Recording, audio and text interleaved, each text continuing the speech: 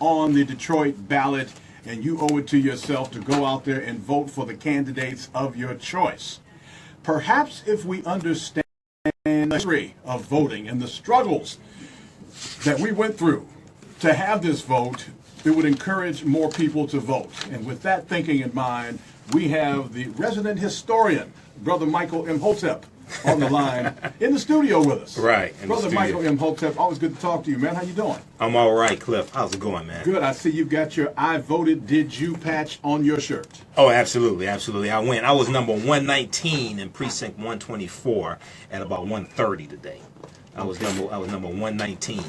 So it's very, very low turnout, man. Yeah, I was in and out. I'd have felt better if you said that was at 9:30 this morning. No. It was 1:30 this afternoon, man. I was in and out. So with this being the primary, unfortunately, there is not a lot of interest, it appears, in the primary. I hope everybody is waiting till after work and we'll get a glut of voters this evening. Yeah. Hopefully, people will come in after work, Yes, because before 8 o'clock. Yeah, because just from the number of people who call into radio shows complaining, there should be a long line at the precincts. I hope there are. Voting is something that we take for granted, maybe too much in this town. You're a historian, and I'll let you begin where you want to, Mike, but it has not always been something that we could take for granted, is it? No, it hasn't. Well, first of all, one of the reasons why we take it for granted is because most of our people don't understand that politics impacts every aspect of our life, from the water you drink to the air you breathe to the food you eat to Pell Grant student loans to the speed you drive down the street to where stop signs are to where red lights are to the price of parking tickets. Politics impacts every aspect of your life. So two main ways to understand politics. Number one, the legal distribution of scarce wealth, power, and resources. The legal distribution of scarce wealth, power, and resources. Number two, the writing of laws, statutes, ordinances, amendments, and treaties, their adoption, interpretation, and enforcement. Two main ways to understand politics. Most of the social ills that we complain about are the negative side effects of bad policies written into law by politicians and passed by politicians who were elected to office. So many people don't make the connection between the strife in the street and the policies that are made by the legislature, whether it's city council, whether it's state legislature, House of Representatives, etc., and then signing the law by the governor, signing the law by the president, and said we don't make the connection between those. What is it about the history of voting that we all need to know, Michael, to help us understand the importance of what we have now? Well, first of all, African Americans got the right to vote from the 15th Amendment from 1870. Okay, so this is 5 years after the Civil War ends, after the 13th Amendment, December 6, 1865, is ratified. Then you have the 14th Amendment, 1866, which quote-unquote gives citizenships and rights and privileges to African Americans. But the 15th Amendment gave voting rights, okay? And what's going to take place is at the end of Reconstruction in 1877, because of the Compromise of 1877, you're going to have an erosion of those voting rights, and you're really going to see this accelerate after Plessy versus Ferguson, 1896, and then you're going to have Jim Crow laws put into place, but you're going to have grandfather clauses in many of the southern states, these former Confederate states especially, that state that if your grandfather could not vote, then you cannot vote. You're going to have literacy tests put in place. We know in Mississippi, if you watch Eyes on the Prize and the segment that deals with 1962 and 64, they talk about Medgar Evers in Jackson, Mississippi, fighting for the right to vote. We know that in Mississippi, to be able to register for the right to vote, you had to be able to explain to the satisfaction of the registrar one of the 286 parts of the Mississippi State Constitution. Okay, you had to be able. I want people to understand this. They have it on YouTube. Go watch this. It's the part from 62 to 64. Eyes on the Prize in Mississippi. And Mississippi was rampant with segregation, impeding our voting rights, things like this. And Mississippi is also where the White Citizens Council is founded in 1954. As a direct response to Brown versus Board of Education desegregation case. Okay, the White Citizens Council, which is going to spread throughout Mississippi and then spread throughout the southern states, is going to be used to keep segregation in place. And it's made up of bankers, it's made up of politicians, it's made up of landowners, plantation owners, things like this, right? So in Mississippi, to register to vote in the 1960s, especially, right? When late 50s and 60s, you had to be able to explain to the satisfaction of the registrar, which oftentimes was who was illiterate. Oftentimes, yes, the registrar was. Yeah, oftentimes the registrar was illiterate. You had to explain to them to their satisfaction one of the 286 parts of the Mississippi State Constitution. So these are things put in place. Now, in these southern states, they're not going to say that it's illegal for African Americans to vote. What they're going to do is they're going to put obstacles in the way of you voting. Mm-hmm. And then when you have the August 6, 1965, so Sunday was the 50th anniversary of the signing, the 52nd anniversary of the signing of the Voting Rights Act in 1965 by President Lyndon Johnson. And and contrary to popular belief, the Voting Rights Act did not give African Americans the right to vote. Yes. What it did, the 15th Amendment did that. What the Voting Rights Act did was it removed those obstacles to African Americans to vote, and it guaranteed the right to vote, but it removed those obstacles. And let me talk about those obstacles a little bit more. You talked about the grandfather clause. Right. There was something called the poll tax. There was the Right. literacy test. Right. I understand there was like the jelly bean test. They had a bowl and jelly beans, and you had to guess. What kind of devices and tactics were used to suppress our vote? Well, absolutely. Those are some of them. And actually, President Johnson gave an address to talk about the Voting Rights Act, and he listed some of them. He talked about some of those in the Voting Rights Act. So another thing is intimidation. So if you register to vote, for example, in Mississippi, if you register to vote in other southern states, you could be fired from your job just for registering to vote, not voting. I want people to understand this. Just for registering to vote. When you study Fannie Lou Hamer, right? Fannie Lou Hamer was worked on a plantation with her family in Mississippi. She was one of either 19 or 20 children. She was the youngest of 19 or 20 children. And when she registered to vote, she got fired from the plantation that her family worked on. Not because she voted, because she registered to vote, okay? And in a lot of these towns in the South, African Americans were the majority population. Yes. But there were obstacles put in the way from them to vote because Europeans understood the power of them voting, and they could vote these people out of office. Because black folks were in the majority, there was an added urgency on the part of whites to make sure that those black folks did not vote. Absolutely. And this is you're going to have the White Citizens Council working to facilitate this. If you were, say for instance, you were a farmer and you had a loan with the bank and you go and register to vote, your loan could be called in. You could end up losing your farm. Things like that. These are tactics that were implemented to keep African Americans from voting because we had a better understanding of politics back then and the impact politics was having on our life. If you look at Tuskegee, Alabama. Okay, a few weeks ago on Steve Hood's show, the morning show here, I talked about the Tuskegee, Alabama economic boycott of 1957 to 61. This boycott lasted 4 years, and African Americans were boycotting in Tuskegee, Alabama. They have boycotts of white-owned businesses because the Alabama state legislature was trying to redistrict Tuskegee, Alabama, to lock out most, if not all, of the African American voters, and to include almost all of the white voters registered in, that area. Yes. Okay, and this is what the state legislature did, and what they tried to do is to redistrict it so it resembled a 28-sided seahorse. This is the shape that it was going to resemble, a 28-sided seahorse. This is what the state legislature did, and they said that we gerrymandered those N-words, and they did it for political power. So African Americans had enough sense. They said that we're not Charles G. Gomillion, who taught at Tuskegee Institute.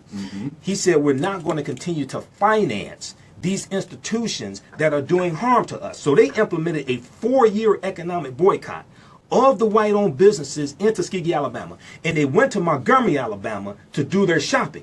And it was about an 80-mile round trip from Tuskegee back and forth to Montgomery. That trip, yes. And so 57 is 2 years after the Montgomery bus boycott. Okay, so they were inspired by the Montgomery bus boycott. They see what they did for 381 days. But just so people understand, Dr. King, Rosa Parks, E.D. Nixon, those involved in the Montgomery bus boycott, they were inspired by the 1953 Baton Rouge, Louisiana bus boycott that lasted 8 days and cost the bus company $1,600 a day. That was the template. Yes. Okay. At the time this takes place, this is before the modern day civil rights movement, 1953. So people, we talked about this last week, I think it was. So people really need to study this. And there's a documentary about it called Signpost to Freedom, Signpost to Freedom. Right. And this ties right into the fight for the right to vote as well. And I want to make sure folks understand that all of this was precipitated by attacks on voting rights of black folks, and the black folks in Tuskegee understood that those rights were so important that they had to do something and use their economic power to do it. They leveraged. What a contrast to some of the things happening today. Well, we had a better understanding of when we were under attack, oftentimes in the 50s and 60s, and we had a better understanding of how to fight back. So they leveraged their economic power to push political power.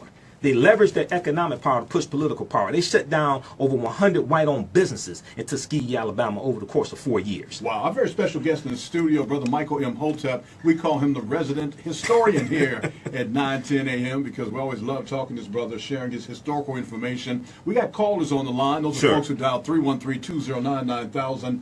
And at this point, let's go to Nico. He's on line 1. Hey, Nico, thanks for calling. You're on with Michael Imhotep and me.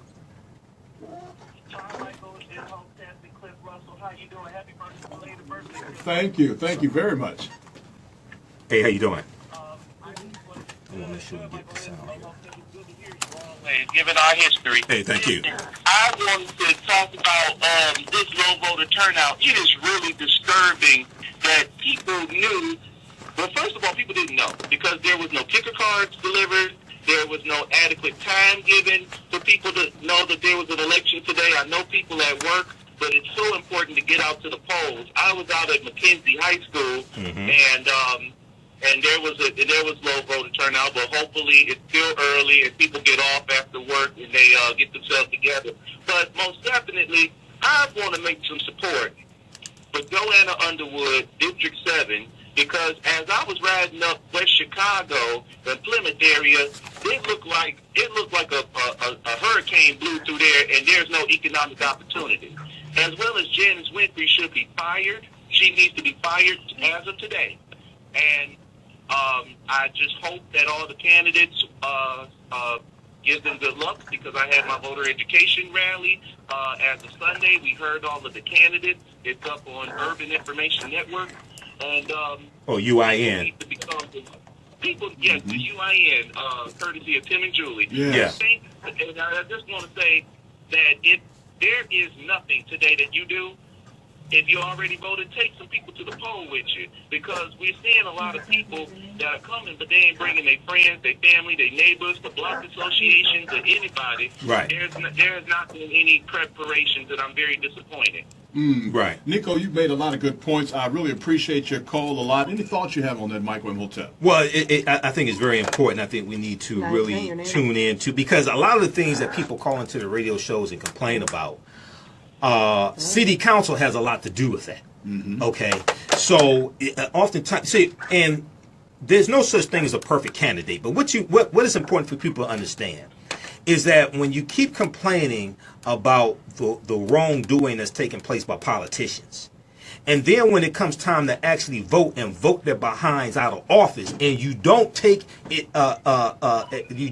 action to actually fire their behinds, then that sends a clear message to them that all they're going to do is complain, all they're going to do is march. But when it comes time to actually take action and vote their behinds out of office, the people who you keep complaining are doing you harm, it gives them a green light to say we can keep mistreating these people. And I agree with your reasoning on that, Michael Imhotep. How much of the lack of voting do you think is due to folks who are now disillusioned and skeptical?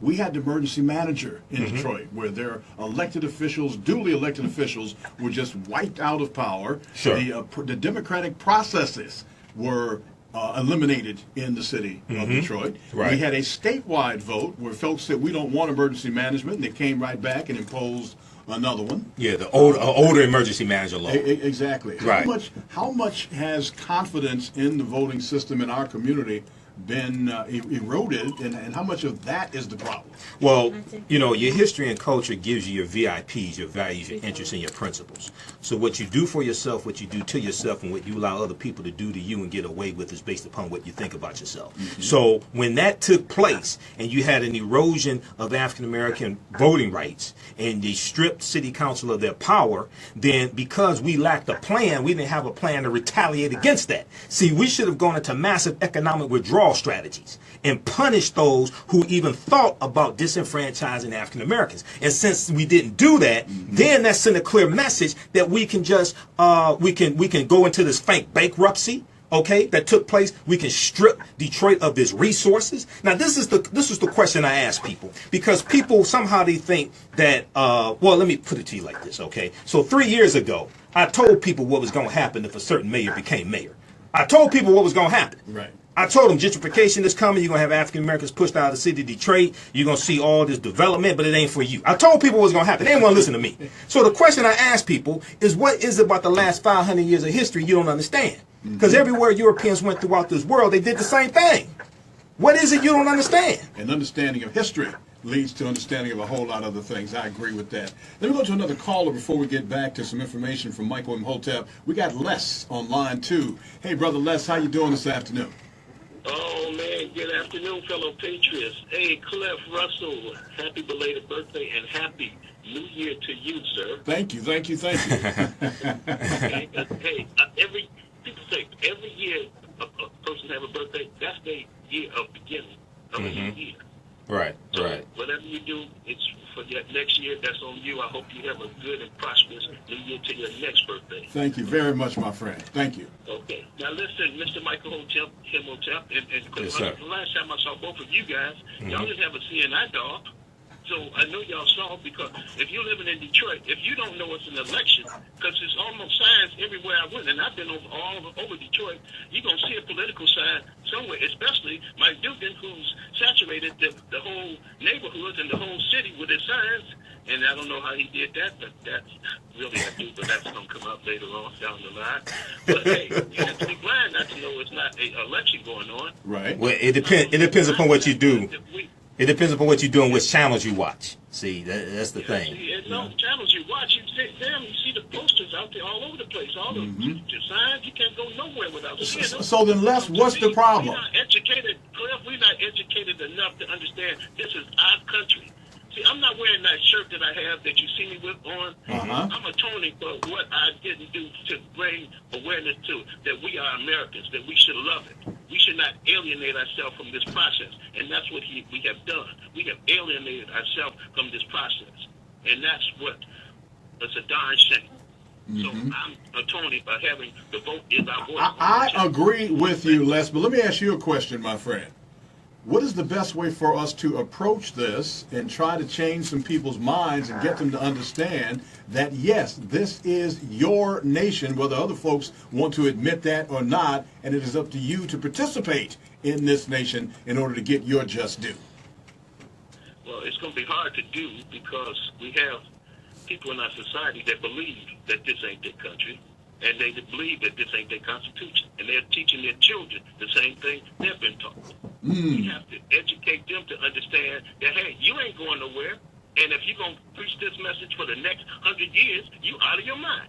You remind me of, That's how you gotta put it. and Les, I always appreciate your calls. You remind me of a quote from James Baldwin, who said, I can say whatever I want to say about this country because it's mine and I love it. Well, not only that, African people have been here at least 51,700 years in this country. We were here before Native Americans came into existence.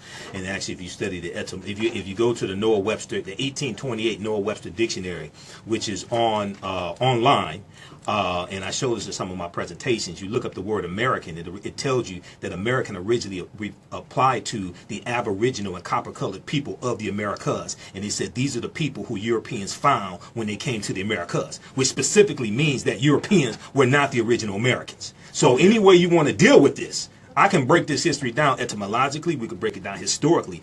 And if you read the book, The First Americans Were Africans, Documented Evidence by Dr. David Imhotep, who's a friend of mine, he has 713 footnotes fairly documenting an African presence in this country going back tens of thousands of years before Native Americans came into existence. So anywhere you want to deal with this, we can deal with that. So you just took it a little deeper. Now let me go to the phone lines. We got Matilda on line 3. Hey, Matilda, good afternoon. You're on with Michael Imhotep and me.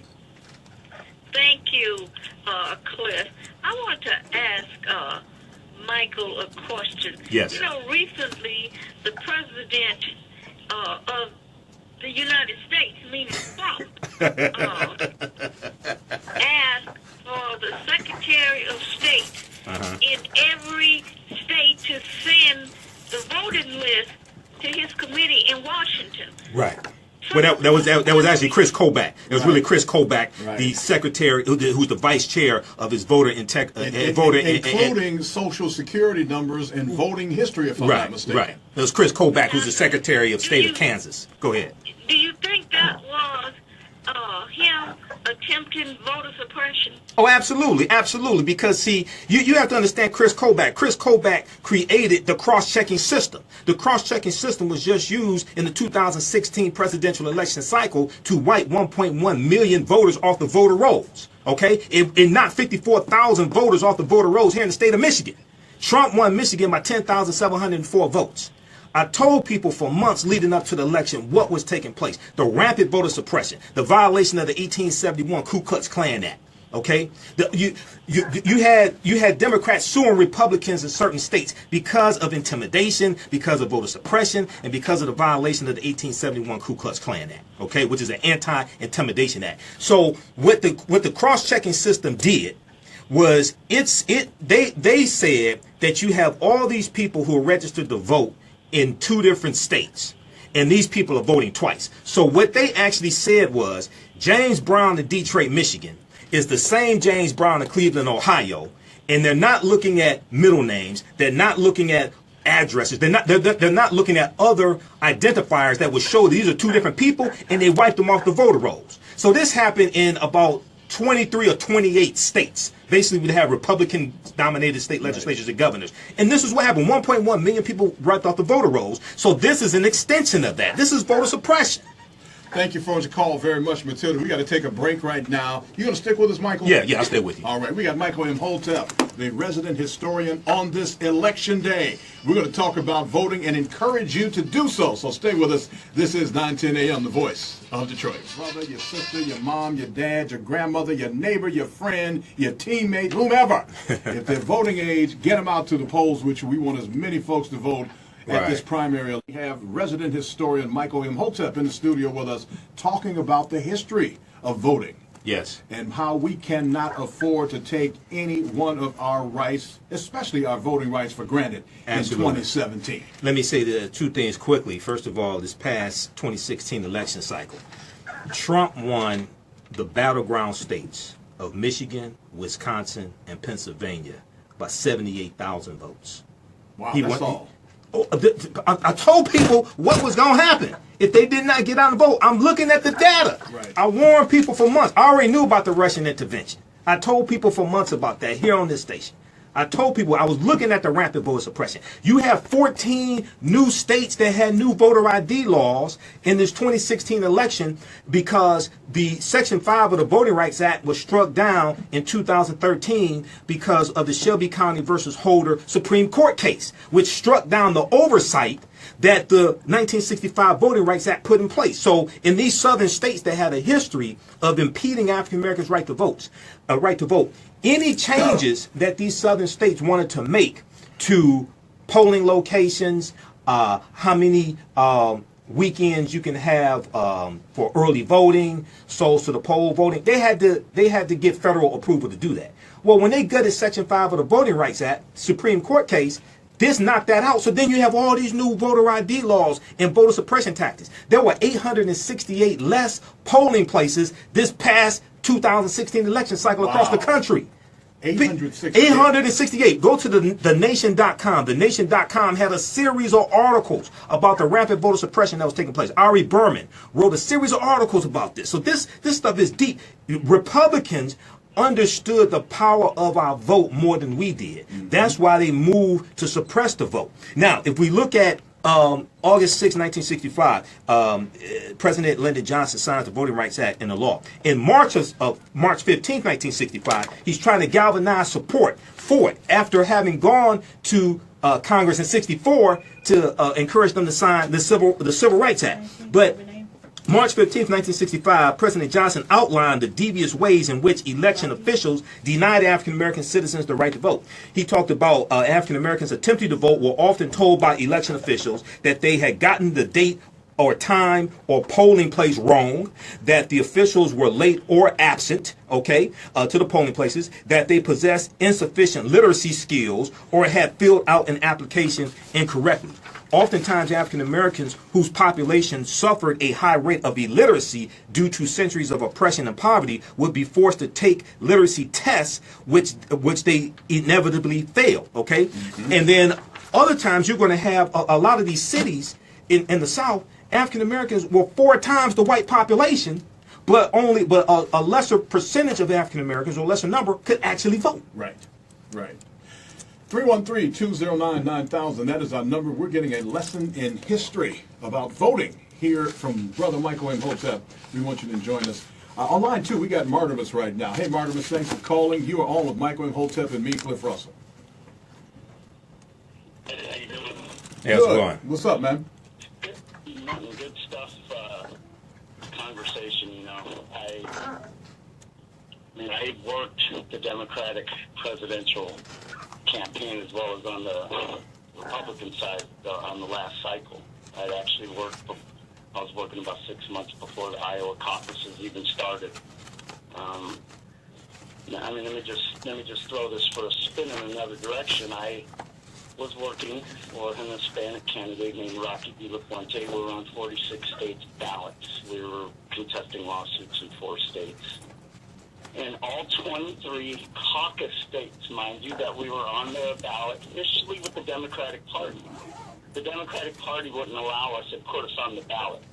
So you guys are talking about fraud in one direction, while there's fraud in a whole other direction being perpetrated by 2 political parties at the same time. The DNC rigged the Democratic primary, regardless if anyone wants to admit it or not. People resigned, like the head of the DNC. No one's ever rebutted that anything that was done and said was false. None of those WikiLeaks have ever been deemed to be fake in the last 11 years of its existence. Well, let me say this first of all, Martimus. I don't care who's involved in voter suppression. If it's wrong, it's wrong, it's wrong. It needs to stop and it needs to be called. When you talk about voter suppression of people specifically because of the color of their skin, that is something that the Republicans have tended to practice in. They've had a Southern strategy in place for a long time. And so just because others have involved doesn't make me feel any better about what has happened. I hope you get a chance to say something else. You're saying something else right now, man. Just say what you got to say. On the Democratic ticket in the last election was Willie Wilson running out of Chicago, who happened to be African American, and I worked for the Hispanic. It's interesting enough that the party suppressed voted by the minorities, even at the black and brown forum. Mm-hmm. That's seen all over the country. We went there. But the only ones that were able to speak was Bernie Sanders, Martin O'Malley, Hillary Clinton, while Willie Wilson and my candidate stood in the back. Now, mind you this, they have 3 old white people at this deal at the black and brown forum. This is where the country's at. People are okay with suppression on one side, but they're not okay with suppressing the other side. And I will say this, and I appreciate the call, Martimus. Thanks for certainly using race as a wedge, as a weapon in elections, goes back to the earliest elections in this country. And I don't care who uses race as a wedge in elections. I don't care if it's Democrats, Republicans, Independents, or the Wicca. I don't care. If you do it, it's wrong, and essentially that makes you my enemy. Mike Imhotep, I'll give this one to you. Well, in Chicago, there was 700,000 African Americans registered to vote in Chicago in the primary for mayor, and only 150,000 actually voted in that primary. And I know Roland Martin on his shows, he was pleading with African Americans to go out and vote because they had the votes to vote Mayor Rahm Emanuel out of office. Okay, so you know, and it, you know, with Bernie Sanders, people have to understand that the only reason why Bernie Sanders joined the Democratic Party was to run for president. Right. Bernie Sanders has been in Congress for 25 years as an independent. I've known about Bernie Sanders for years. He's a nice guy. The only reason why he joined the Democratic Party was because it's harder as an independent to get your name on the ballots in all 50 states. Right. That's the only reason why. So the Democrats are looking at this guy like, who are you? I would argue that's why Donald Trump ran as a Republican. Yeah, that's why. But the other thing, he knew that a lot of Republicans, a lot of these white Republicans sit up and watch Fox News all day and don't do any research also. He knew that as well. So he knew that he knew a lot of them were easily deceived. Yes. And and some of them just recently found out that Obamacare and the Affordable Health Care Act are the same thing. No, I heard about that. And they realized they had it. In Kentucky, it's called Kentucky Connect. They have it in Kentucky. It's called Kentucky Connect. So they said, you can take away Obamacare, just don't take away my Kentucky Connect. Right. Not understanding that they two were one and the same. Well, not only that, but if you understand the origin of the concept of the concept of the word white, that comes from Bacon's Rebellion in 1675 and 1676 in the colony of Virginia, when you had European indentured servants who united with enslaved Africans against their oppressors, and they almost defeated them. So the term white didn't come into the usage in the British colonies here in the U.S. until late 17th century because of that rebellion. So then they're going to bring the poor Europeans onto the team of whiteness and make them think they're going to get something. You remind me of another James Baldwin quote where he said, prior to black subjugation, the word white did not exist. He said in order to justify black subjugation, white people had to become white. They had to become white. Then they're going to use the term negro because early in the colonies they used the term blackamoor, Moor, Neger, and Nagar. Okay, so they're going to introduce negro, which is Spanish and Portuguese for black or a black thing. This is going to happen in the late 17th century. So, okay, so if you read Before the Mayflower by Lerone Bennett Jr., he breaks a lot of this down. Mm-hmm. This is Election Day, ladies and gentlemen. I got Michael Imhotep here. We're trying to encourage folks to get out to the polls today, and we're talking about the history of voting. Did you have any thoughts as to why we may have or suffer from low voter turnout in our communities? Your thoughts are, because black folks are not stupid, and we're not just trifling and apathetic. I am inclined to believe that there have been some other factors, perhaps external factors, that have discouraged us from voting. Well, oftentimes low voter turnout is directly tied to low self-esteem. Low self-esteem is tied to lack of understanding of history and your culture, and you just allow people to mistreat you. Okay, so you know it's amazing how you'll have people who stand in line with money in hand to play the lottery, but won't go vote. And the lotto and the politics is going to have a bigger impact on your life than the lottery. Yes. You got a 1 in 2 million chance of winning the lottery, and you're standing there with your money in hand to play the lotto, and you never say that the lotto machine can be hacked. You never say the lotto's rigged. Right. You don't say that, but you pay your money to do that. So you feel it has a greater value than voting. But see, all of our organizations, when they have these voter education forums, we have to go beyond voter education. We need training on how politics impacts every aspect of our life and how the laws passed by state legislature, by the county, by the city impact us on a daily basis. This is what a lot of our people don't understand. I nominate Michael Imhotep to teach those classes, and they'd be mandatory for every voting age person in the city of Detroit. Well, we're working on some things coming up with Grits in Politics also, so stay tuned for that. Hey, let us know about that. Yeah, stay tuned for that. Steve Hood, these other guys kind of corral you, but I got to get you on my show a little bit more. That's cool, man. Just let me know. Talk about that too. We got callers on the line. Let's go to Leroy, who's on line 1. Hey, Leroy, thanks for calling. You're on with Michael Imhotep and me. Yeah, I'm glad you got my man on there, because he can explain. You know, this is the most simple race problem in the history of Detroit. You know, you got a mama's boy wearing a party and he's weaned off blood stuff. Everything's got to say that we don't know until we found out we got a bill for that. But the deal is, how do we go from I'm black and I'm proud to I'm black and I'm citizen? And I'll hang up in this. Okay. Interesting question. What about that? Well, once again, you have to, the connection has to be made between what is being done at City Hall and the conditions that African Americans are suffering under in the city of Detroit. The strife that takes place usually in any city, the social ills that people call on the radio shows and complain about, are usually the direct results of bad public policies. Okay? So we're still reeling from the deindustrialization of the inner city, led by the auto industry, okay? And the lobbying of the U.S. Interstate Highway Acts of 52 and 56 that drove expressways all throughout the country, wiping out African-American businesses all throughout the country. So if you look at the building of stadiums and using taxpayer dollars to build stadiums for billionaires, and most African Americans won't even be able to pay for the parking to go to see these games. When you look at the education and the usage of charter schools to siphon off students from public schools, and then they have to close public schools because they say we don't have enough students, okay? And a lot of these are for-profit charter schools, things like this, and we know the DeVos family is one of the entities behind these initiatives, okay? Right. Who's now Secretary of Miseducation, Betsy DeVos. Yes. So you have to make a connection between that, the policies, and the conditions that people are dealing with, and then connect that to the history. Yes. And what it took for African Americans to get the right to vote as well. I'm going to bring you back and talk about education one day, because I go back to when they first came up with this idea of failing schools. You have certain schools, because of where they are located geographically, because of some of the issues that are in those communities, that have struggled more than others, and instead of giving them the resources that they need to improve and educate the children, you blame them. Right. And say, you're failing, we're going to get rid of you and take away the money. That or take over the school so they could take over the budget, because all this goes back to control of the money. Yes. This is what this goes back to. So when DPS was originally taken over back in the 90s, it wasn't because of test scores. It wasn't because of the dropout rate. No, it was because you had white contractors who said too many African-American contractors were getting contracts with DPS. Because Dr. David Snead had gotten a $1.5 billion bond passed. Right. And everybody, all the white folks said, don't do it. The Chamber of Commerce, the governor, it's bad for Detroit at this time. And the voters passed it.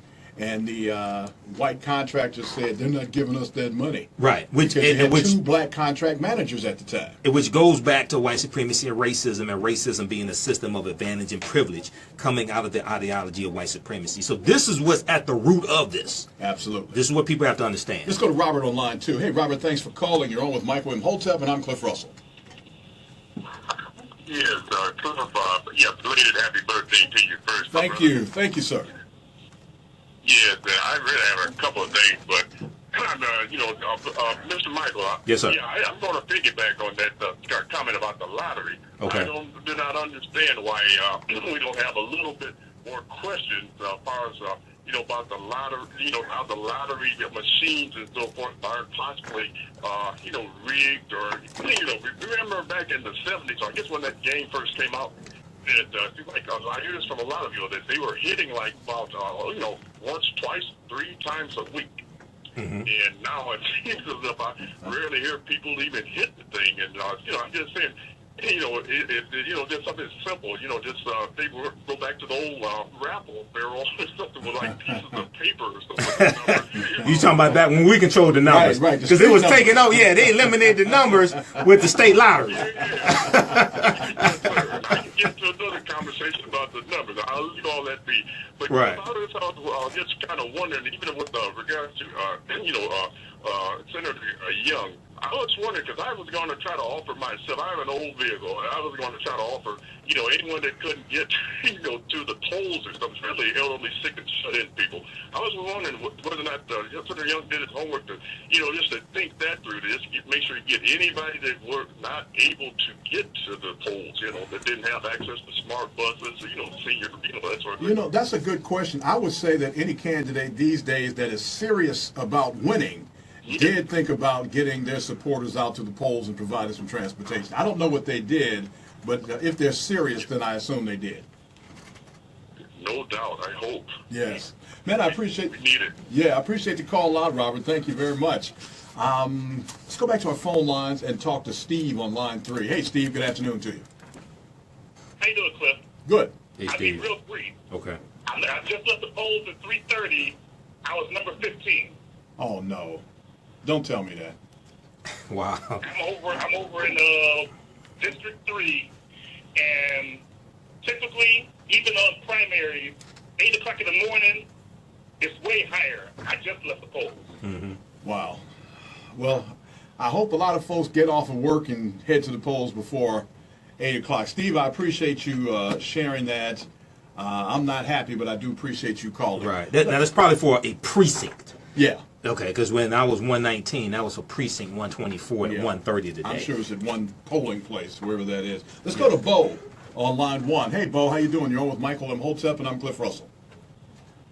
How you doing, Michael? Hey, how's it going? And Cliff, this is Bo Monty. How you doing? Hey, Bo Monty. What's going on? I'm okay. Happy belated birthday, my brother. Thank you very much, my friend.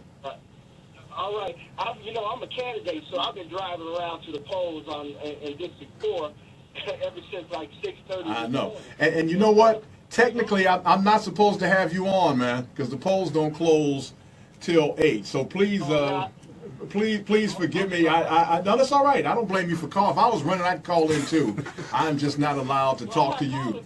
But that's not the point. We got the memo saying that anybody who is running for office, we can't have more. And I would love to get your input. Let me go down this list of candidates one more time, let you know who you're voting for today in Detroit, and then I'm going to get some final comments from Brother Michael Imhotep. For mayor, you've got your incumbent Mike Duggan, and the challengers are Artisha Bomer, Angelo Brown, Edward Dean, Curtis Green, Donna Pitts, Danetta Simpson, and Coleman Young II. For at-large for city council, and there's 2 spots available, your incumbents are Janae Ayers and Brenda Jones, and the challengers are Beverly Kendall Walker, Elisa McKinney, and Mary Waters. In District 1, the incumbents James Tate, the challengers DeAndre Nelson and Tamara Smith. In District 2, the incumbent George Cushenberry Jr. and candidates Linda Bernard, Roy McAllister Jr., Helena Scott, Virgil Smith, Tyra Deere Williams. In District 3, Scott Benson is the incumbent, Cedric Banks, Russ Ballant, Dennis Green, and Adam Mundy are the challengers. In District 4, Andre Spivey is the incumbent, Ani Bumani, who was just on the phone with us, Jackie Grant and Letitia Johnson, they are the challengers. District 5, Mary Sheffield and Jewel Ware, those are the 2 candidates. That's the one everybody's talking about. That's the one that's going to go to the general in November. It's a short ballot, man. I was in and out, and like once I actually got to the booth, I was out in 2 minutes. Right. Because there was no waiting. Right. No waiting on aisle 6. And it's worth waiting for. Absolutely. In District 6, Raquel Castaneda Lopez is the incumbent, Tyrone Carter is the challenger, and Felicita, I believe that's it, Felicita Lugo is the other challenger in District 6. District 7, Gabe Leland is the incumbent, Regina Ross and Joanna Underwood are the challengers. And for the city clerk's race, another hotly contested race, Janice Winfrey, of course, is the incumbent. She's being challenged by Ronald Cresswell, Garland Gilchrist II, Cynthia A. Johnson, Faustine Anawaname, Hester Wheeler, and D. Etta Wilcoxon. Those are the challengers for clerk. So I have given you every candidate on the Detroit ballot today. It's a short ballot, too, but it's an important ballot. It's a short ballot, but it's an important Your ballot. final thoughts about voting, the importance of voting, and why we should all be at the polls today, Michael Imhotep. Well, first of all, history teaches you how the problems of the past, history teaches you how to deal with the problems of the past and the present and the future. How to deal with the problems of the past and the present and the future. And, you know, what you do for yourself, what you do to yourself, and what you allow other people to do to you is based upon what you think about yourself. Visit our website, AfricanHistoryNetwork.com. AfricanHistoryNetwork.com. You can register for the online course that I teach on Friday, 7 p.m. to 9 p.m. Ancient Kemet, the Moors, and the Ma'afa, Understanding the Transatlantic Slave Trade, what they didn't teach you in school. AfricanHistoryNetwork.com. Listen to the African History Network show every Sunday, 9 p.m. to 11 p.m. Eastern Standard Time here on 9:10 a.m. the Superstation. And listen to me Thursday mornings on Wake Up with Steve Hood, 7 a.m. to 9 a.m. Did you say you were running for office? Oh, I ain't never said. I don't plan to run for office, man. Now, I think we need to stick our foot in the behind. We need to hold. The most important thing after you vote, voting is the beginning. After you vote is holding them accountable. There we go. That's the most important thing. That's what we miss. Always good to have you in here, brother. Hey, thanks for having me. Thank you so much. Michael Imhotep, resident historian here at 9:10 a.m. We're glad to have him. As we are glad to have Miss Paget Atterbury. She is our producer. And is it Ezra Chalk? Did I say that correctly? Yes. She smiled at me. I said it right. She's our engineer. Another outstanding job. Thank you. Well, I don't care how much you know until I know how much you care. Have a wonderful evening, everybody. Thank you so much, everybody, for the birthday wishes yesterday. Yes. Much love, Miss Sharice, and I'm out of here. This is 9:10 a.m., the voice of Detroit.